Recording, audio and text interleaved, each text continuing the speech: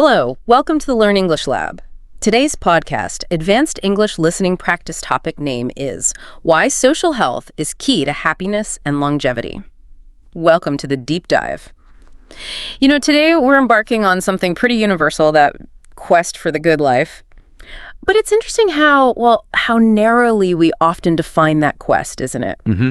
When we think about what makes for a long, happy life, we tend to zero in on things we can easily measure.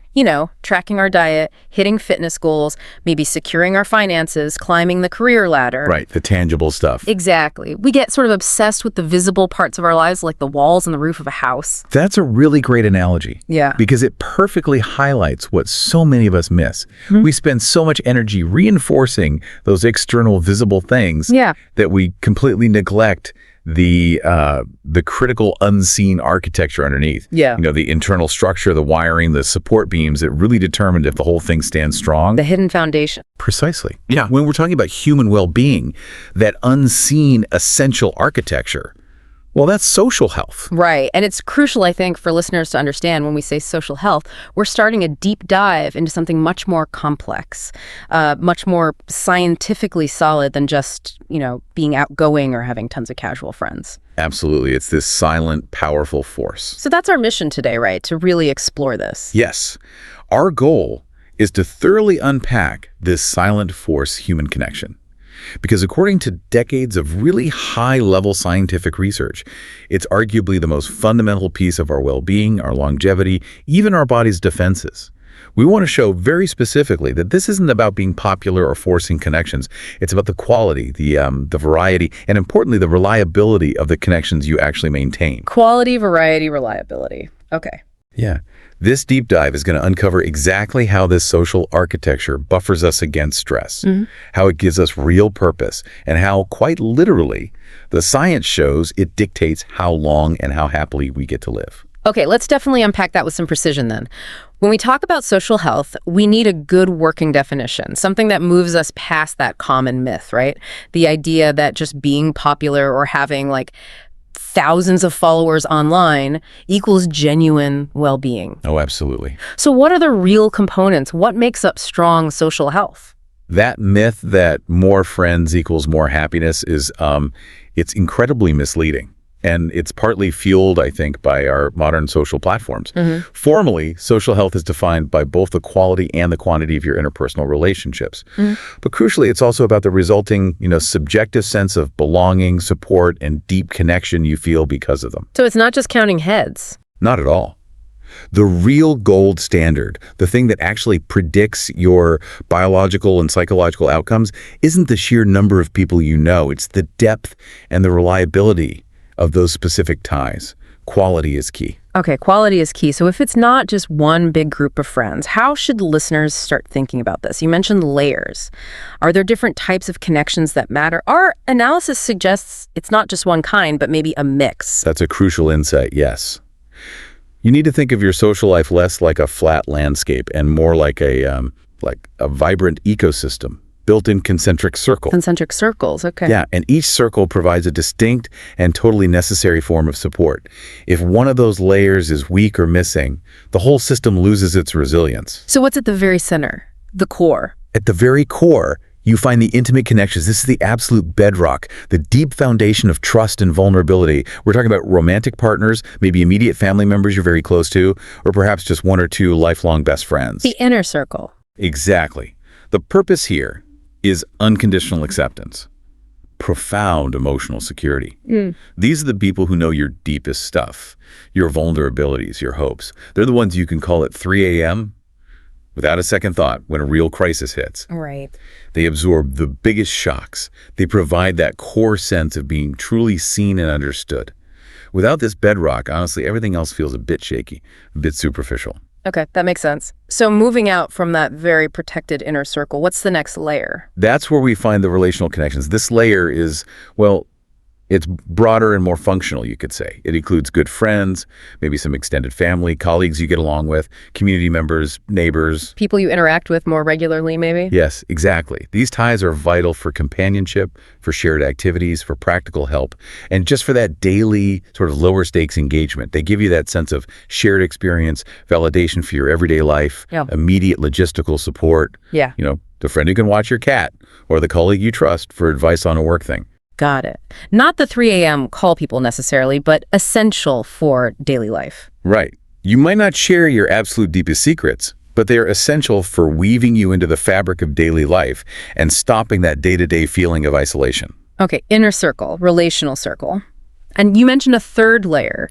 This one feels like it might get overlooked sometimes, especially today. The collective ties. Yes, the collective connections. This is the broadest layer, and it's critically important. It involves your sense of belonging to larger groups, often more structured communities. Like what kind of groups? It could be participation in, say, religious organizations, hobby clubs, volunteer groups, professional associations, maybe even really dedicated online communities built around a specific shared passion. And why are these so essential? Because these connections provide a crucial sense of identity, purpose, and contribution. They link you to values or interests that go beyond just your immediate personal world. They make you feel like you're genuinely part of something bigger than yourself. Ah, okay. That sense of being part of a larger whole. Exactly. That collective identity is a profound buffer against, feeling adrift or existentially lonely. I can definitely see the need for the intimate and relational ties. But let me just, play devil's advocate for a second. Go for it. If I have, say, 5 really great, deep, intimate friends, that bedrock layer is solid. Why do I need that collective layer too? Couldn't I be perfectly socially healthy just relying on my strong inner circle? That's a really good question, a fair challenge. And the research suggests that while you might be very emotionally supported in that scenario, Right.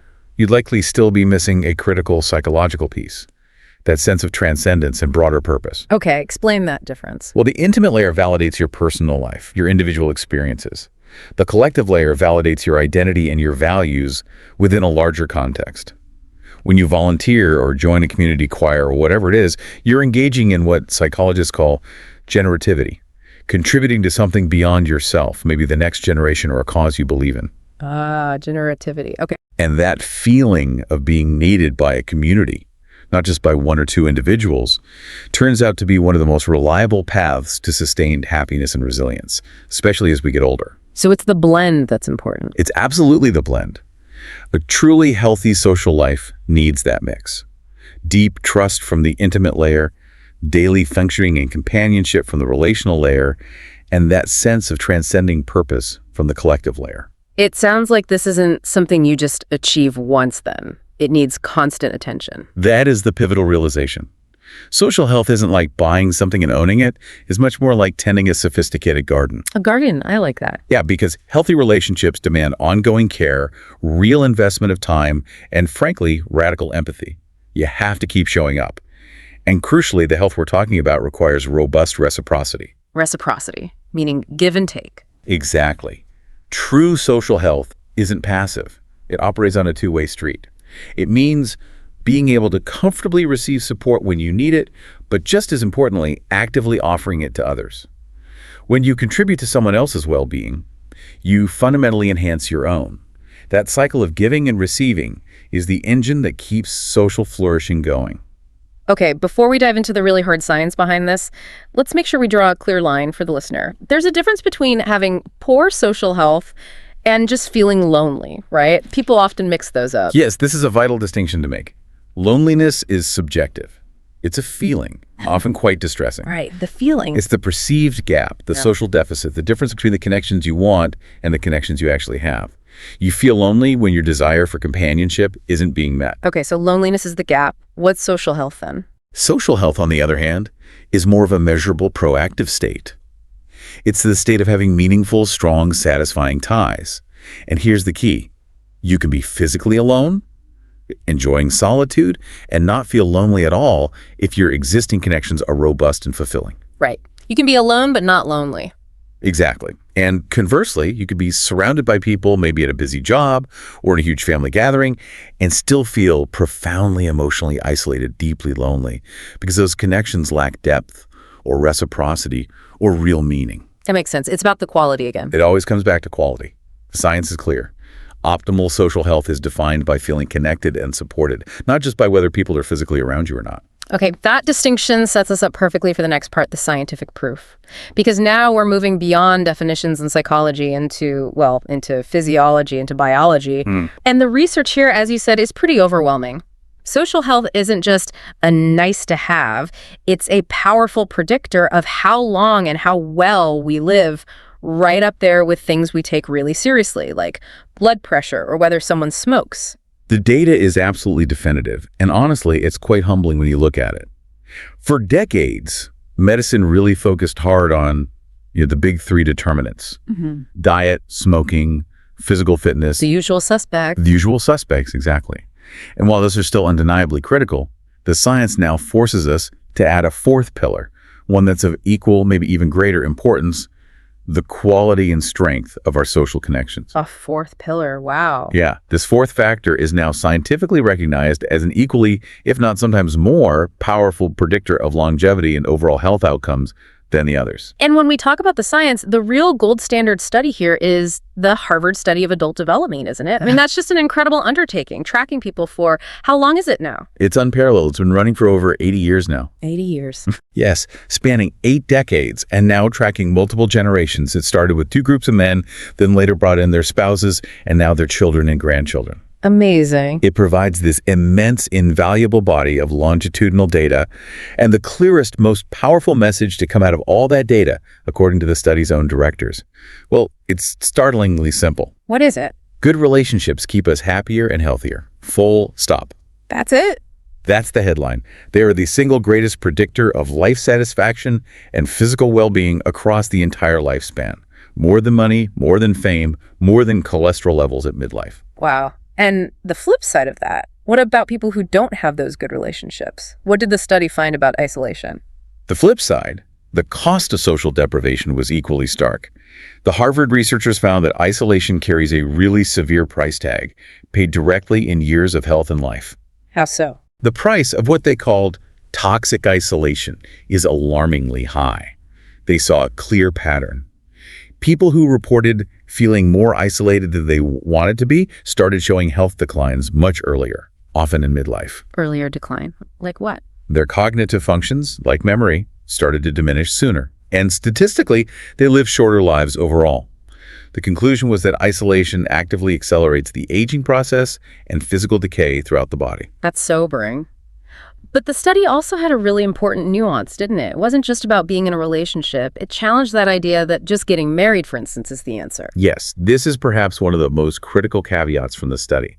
Simply being in a relationship, especially a committed one like marriage, is not an automatic health benefit. It's not a silver bullet. Right. What the researchers discovered was that high-conflict marriages, relationships with constant friction, maybe emotional coldness, a real lack of affection, were profoundly bad for health. Worse than being single.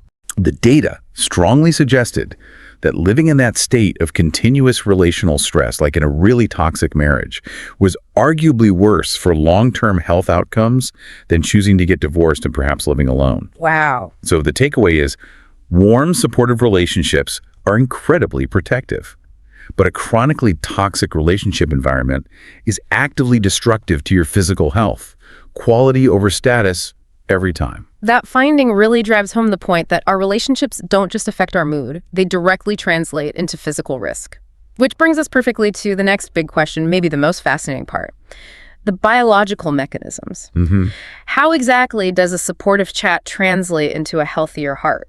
How do these relationships literally, as you said, get under our skin? This is where it gets really interesting, moving from social stats to our hardwired physiology. And it's largely driven by our nervous system and how we handle stress. The link isn't just correlation, it's deeply embedded in our body's regulatory systems. Okay, so where do we start? What's the biggest mechanism? The first, and probably the most significant, is stress reduction and cortisol regulation. We know chronic unmanaged stress is basically a systemic killer, right? Right, we hear that all the time. It contributes to inflammation, damages cardiovascular health, weakens immune function. The list goes on. Supportive relationships act as an incredibly powerful, almost immediate buffer against this chronic stress. Okay, break down the biology of that buffering. What's actually happening inside when someone feels supported during stress? Sure. So when we face a threat, could be an ancient predator, could be a looming deadline today, our body kicks off the fight or flight response. That's mainly run by the HPA axis, the hypothalamic pituitary adrenal axis. The stress pathway. Exactly. And that floods the body with cortisol, the main stress hormone. Now, cortisol is meant for short bursts, helps you escape danger, then drops off quickly. The problem is chronic social isolation or constant conflict keeps that HPA axis switched on. So it doesn't shut off properly. Right. But here's the contrast. When people with strong social support face a stressful situation, just the presence or even the thought of a trusted, calm person helps trigger what we call emotional co-regulation. Co-regulation. Yeah, it acts almost like an off switch for that HPA axis. Studies show they have significantly lower spikes of cortisol, and the spikes they do have are shorter. Just feeling like you have someone to talk it through with provides this immediate sense of safety, dampening that internal alarm before it causes widespread damage. A good connection literally calms your body down. Wow. And that chronic stress, the high cortisol from being isolated, that leads directly to inflammation, doesn't it? Like the body attacking itself. Precisely. Which brings us straight to the second mechanism, enhanced immune system function. Chronic loneliness and poor social health are inextricably linked to higher levels of systemic low-grade inflammation. Not the kind you get from a cut, but like a background hum. Exactly. It's this persistent, silent inflammation where the body's defense systems are constantly low-key activated because they perceive a continuous threat, which in this case is social isolation. But why does feeling lonely make the immune system go into overdrive like that? It's a fascinating biology. Chronically high cortisol and other stress hormones actually change how certain immune cells express their genes. They push the body towards what's called a pro-inflammatory genetic profile. So it changes gene expression. Yes. It essentially tells the body to divert resources away from long-term maintenance and repair and towards immediate defense readiness. And that persistent background inflammation is a known precursor to almost all the major chronic diseases we dread: heart disease, certain cancers, neurodegenerative conditions. Whereas being connected does the opposite. Right. Socially connected individuals consistently show better immune responses. They respond better to vaccines. They heal faster. They're more resilient to common colds, things like that. Feeling cared for and safe biologically frees up resources for the body to repair and maintain itself properly. The link with heart health seems especially strong in the research. Like the heart is really listening to our social world. It is incredibly sensitive. The cardiovascular system really bears the brunt of chronic stress and inflammation. We see that people with strong social networks tend to have lower resting heart rates, significantly lower blood pressure, reducing hypertension risk. And the risk for actual heart disease. It's considered a major independent risk factor. A lack of social support increases your risk for coronary heart disease on a level comparable to well-established factors like smoking or obesity or high cholesterol. Comparable to smoking, that's huge. It really is. And even if someone does have a heart attack or stroke, having a strong social network is a major predictor of better recovery and sticking to treatment plans. And finally, these connections also protect our most complex organ, the brain. Yes, the brain health and cognitive preservation angle is fascinating too. Social engagement is a powerful defense against cognitive decline. Why? Because the brain is fundamentally a social organ. It thrives on interaction, novelty, complexity. So talking to people is like exercise for the brain. In a way, yes. Engaging in stimulating conversations, navigating group dynamics, participating in community activities, these all provide essential cognitive workouts that build up what scientists call cognitive reserve. Cognitive reserve, like a buffer. Exactly. It's like building up brain resilience. And this translates directly into a significantly lower risk of developing dementia and Alzheimer's disease later in life for people who stay socially active.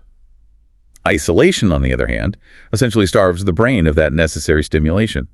There's even some cutting-edge neuroscience suggesting positive social interactions might promote neurogenesis, the actual growth of new brain cells, and help maintain the integrity of crucial neural pathways, slowing down age-related brain shrinkage. Wow, new brain cells. Okay, so we have these internal biological benefits. But relationships also protect us in more external ways, right? By influencing our actual choices and behaviors day to day. That's the behavioral piece, yes. And it's often overlooked, but incredibly important. Our social networks act as powerful accountability partners and sources of positive influence. How so? Well, think about it. Health behaviors are very often peer-driven. Friends and family encourage healthy habits, joining you for a walk, maybe sharing healthy recipes, gently nudging you away from detrimental stuff like smoking too much or drinking excessively. Right, the power of peer pressure, but for good. Exactly. And when illness does strike, a strong network provides that essential practical support rides to the doctor, help with meals, just simple emotional encouragement, which is critical for recovery. Relationships offer both the safety net and that positive push towards healthier living. Okay, so we've firmly established that investing in social connections is, well, it's literally life extending. The science is clear. But let's shift focus slightly now from just living longer to living better. Let's talk about the quality of life, the pathway to happiness that social health provides. This is about thriving, right? Not just surviving. Absolutely. That's the real payoff, isn't it? While the physiological markers are striking and measurable, the psychological richness that social health brings is, I would argue, indispensable. It provides that deep emotional sustenance and sense of meaning that consistently outlasts the often fleeting satisfaction we get from material things or career wins. Let's start with resilience. Life throws curveballs at everyone. It seems like social support is maybe the most crucial resource we have when things get tough. It functions like the ultimate emotional shock absorber. Emotional resilience and support just flourish when you have strong connections. Just knowing you have people who genuinely care, who will listen without judging, fundamentally buffers the psychological blow of major life stressors, losing a loved one, losing a job, dealing with illness. The weight of adversity just feels lighter when it's shared, when it's validated by others. It gives you perspective, maybe. Exactly. Friends and family provide vital coping strategies. They offer different perspectives. They help normalize difficult emotions. And they can pull you out of that endless negative rumination that often fuels anxiety and depression. Having that safety net allows us to face future uncertainty with much more courage. And it also taps into something really fundamental, that basic human need to belong, doesn't it? Precisely. We evolved as social creatures. We're wired for cooperation, for inclusion. Social health directly fulfills that deep-seated biological drive to belong, which counteracts the intense pain of feeling isolated or excluded. But perhaps the most transformative aspect is how it delivers meaning and purpose. How so? Feeling needed. Feeling valued by others, knowing that you're contributing meaningfully to someone's life, whether it's a partner, a child, a friend, or a community cause. Study after study shows this is one of the most reliable pathways to genuine, sustained personal happiness. A huge part of our identity comes from the roles we play for others. That makes a lot of sense. The benefits are clearly enormous, which means, logically, the absence of a healthy social life must be, well, devastating. Let's turn to the dark side now. The sources strongly suggest we need to confront isolation as a real and growing public health crisis. We absolutely must. It's time we stop thinking about chronic loneliness and social isolation as just, a personal preference or a minor mood issue. We have to recognize it for what the science shows it is. A grave, life-threatening public health emergency affecting millions. And the data quantifying the risk, it's frankly shocking. It demands our immediate attention. Okay, hit us with the most alarming statistic, the one that should really stick with the listener. The most startling and widely accepted finding from major reviews of the research over the last decade or so is this. Persistent lack of social connection carries a mortality risk equivalent to smoking 15 cigarettes every single day. 15 cigarettes a day. 15 cigarettes a day. Let that sink in. It translates the abstract pain of loneliness into a concrete physiological threat level. It means chronic isolation is demonstrably more dangerous to your long-term health than obesity, more dangerous than being physically inactive, even more dangerous than exposure to severe air pollution. The overall increased risk of premature death due to chronic loneliness consistently falls somewhere between 26% and 32%. 26 to 32% increased risk. Yes. This isn't just about feeling sad. This is a clear population-wide threat to life expectancy. That completely reframes the issue. Isolation isn't neutral, it's an act of danger. If it's comparable to heavy smoking, how does it actually break down the body? What are the mechanisms of damage? The mechanisms are unfortunately quite comprehensive. We've already talked about the chronic high cortisol levels, the stress hormone. It's like simulation link. Exactly. That stress cocktail fuels that persistent low-grade inflammation, basically putting isolated individuals on a fast track towards major chronic diseases because the body can't easily tell the difference between a physical threat and the psychological threat of isolation. Secondly, and this is critical, Loneliness severely disrupts the single most important function for bodily repair: sleep quality. Ah, sleep. How does loneliness affect sleep? People who feel chronically lonely consistently report much more fragmented sleep. They have trouble falling asleep, staying asleep, and they lack that feeling of genuinely restorative rest. It's not just feeling tired, it's biological. It's biological. Studies using sleep monitoring show loneliness can literally interrupt normal sleep cycles and significantly reduce the time spent in deep restorative REM sleep. And poor sleep, as we know, then compromises almost every other system: metabolism, immune function, mood regulation. Yeah. It creates this vicious downward spiral of poor health. And the mental health toll, it goes beyond just feeling down, right? The psychological toll is extremely severe. Loneliness is now recognized as a primary major risk factor for developing major depressive disorder and generalized anxiety disorder. Furthermore, it actively accelerates cognitive decline. The socially understimulated brain tends to decline faster, significantly increasing the risk and speeding up the onset of various forms of dementia. Wow. And self-control. That suffers too. Without the external structure, the validation, the immediate feedback loop you get from relationships, people struggling with isolation often find it much harder to self-regulate. Managing impulses, controlling anger, resisting unhealthy behaviors becomes more difficult. It's a truly comprehensive systemic breakdown, all stemming from that relational deficit. Okay, the science is overwhelming. Strong connections are non-negotiable for a long, healthy, happy life. So now we have to pivot to the practical side. We live in this hyper-digitized, mobile, often individualistic world. People are incredibly busy. How do we actually do this? How do we intentionally cultivate and maintain this vital social health? Intentionality is it's basically the whole game. In today's world, with all its complexities and digital distractions, relationships simply cannot be left to chance or treated as an afterthought. They require continuous, conscious effort. And the very first step is ruthlessly prioritizing quality over quantity. Okay, quality over quantity. But how do we actually do that? How do we move past superficial chit-chat and really deepen the connections we maybe already have? It often starts with a degree of vulnerability, of authenticity. Being willing to share a bit of your real self, including struggles, not just successes, is key to moving beyond surface-level talk. Beyond that, it means mastering active listening. Really giving someone your full, undivided attention, asking open-ended questions that show you're genuinely interested, making them feel truly heard and valued. People remember how you made them feel much more than the exact words you used. That's so true. And never, ever underestimate the power of small, consistent gestures. A quick text to check in, remembering a small detail they mentioned, offering a genuine word of encouragement. These small things maintain and strengthen bonds far more effectively than, say, one big, infrequent grand gesture. Consistency matters. Right, the little things add up. Now, what about expanding the circle? Getting into those relational and collective layers you talked about. How should listeners approach actively participating in their communities? The key here is to proactively seek out groups based on your genuine interests, not just out of obligation or convenience. Find your tribe, so to speak. Exactly. Whether it's the book club because you love reading, a sports team, a group dedicated to a shared intellectual interest, or a local volunteer organization pursuing your actual passions in a group setting, provides natural common ground. It lowers the pressure of having to force conversation. Volunteering seems to come up a lot in this context. Volunteering is particularly powerful, yes, because it hits two birds with one stone. It fulfills that essential need for purpose and contribution we talked about, and it simultaneously introduces you to like-minded people who care about the same things. That shared sense of working towards a common goal is incredibly bonding. Okay, but we have to tackle the elephant in the room, the digital world. Is our ability to connect instantly online a friend or foe to real social health? The digital dilemma. It's a classic double-edged sword, and navigating it wisely is critical.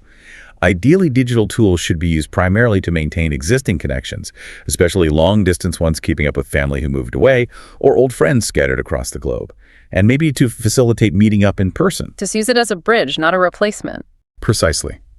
The huge mistake is allowing digital interactions to replace essential face-to-face time.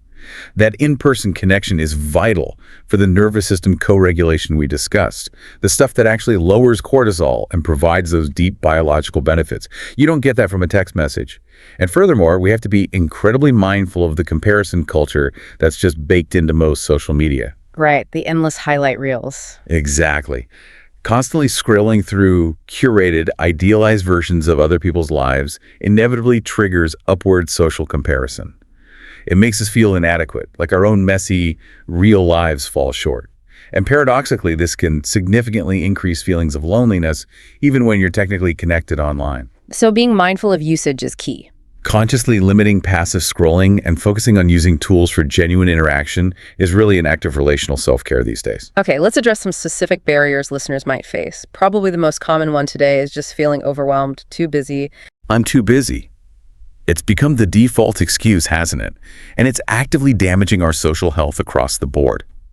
The key to breaking through the busyness barrier is a mental shift. You have to recognize that social connection isn't an optional extra, not a leisure activity for when you have spare time.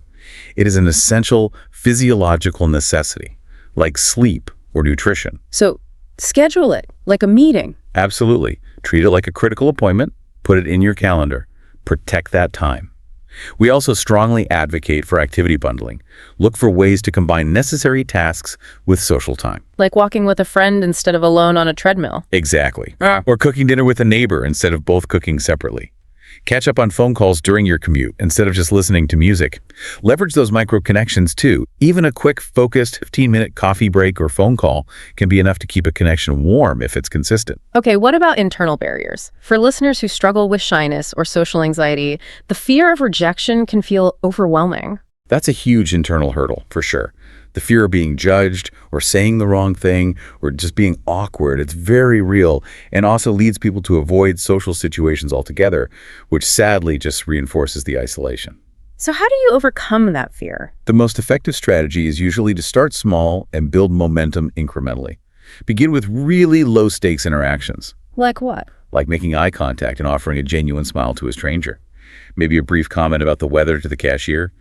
A simple compliment to a colleague. Keep it brief, low pressure. And crucially, try to shift your focus outward. Channel that nervous energy into genuine curiosity about the other person. Ask them a question. Active listening is actually a great tool for managing social anxiety because it takes the focus off your own internal discomfort and puts it onto the interaction itself. Gradual, safe exposure builds confidence over time. Okay, start small, focus outward. Finally, what about people who carry deep wounds from the past? Maybe betrayal or difficult family dynamics that make it feel almost impossible to trust or be vulnerable again. That's an incredibly tough barrier, built from real pain. Past hurts create powerful protective mechanisms. Guardedness, cynicism, that feeling of needing to keep everyone at arm's length. First, that pain has to be acknowledged, validated. Sometimes working through it might require professional therapeutic support, and that's okay. Then, the strategy forward often involves gradual trust investment. Taking small, calculated risks in new relationships, allowing trust to be earned slowly, bit by bit, based on consistent, reliable behavior from the other person. It sounds like differentiating is key. Absolutely. The most important cognitive step is consciously working to differentiate past from present, reminding yourself actively that this new person is not the person who hurt you before, that this situation is different. It takes immense courage, persistence, and a lot of self-compassion. But carefully stepping outside that walled garden built by past pain is essential for reclaiming a truly meaningful, connected life. Wow. Okay, so we've really covered a lot of ground here, from the deep biology, the cortisol regulation, the immune system links, all the way to that shocking statistic about isolation being as dangerous as heavy smoking. The core takeaway seems absolutely undeniable. Our social fabric, the quality and strength of our connections, really is the fundamental architecture underpinning a long, happy, healthy, and fulfilling life. It means investing intentional time and energy in our relationships isn't just a nice thing to do. It's not a luxury. It's arguably the ultimate non-negotiable act of long-term health maintenance. It is self-care. Absolutely. The scientific evidence is just definitive now. It's resounding. We truly have to elevate social health from being this kind of fuzzy emotional afterthought to being recognized as a central pillar of well-being, right up there alongside diet and exercise in importance. The challenge now for all of us listening is to consciously, intentionally cultivate and nurture the garden of our relationships, knowing that the rewards, happiness, meaning, resilience, and yes, even extra years of life are incredibly profound. It's a powerful call to action. Thank you so much for unpacking all of that for us today. And thank you, our listeners, for joining us on this deep dive. If you found this advanced English listening practice helpful, please remember to like, share, and subscribe to this YouTube channel.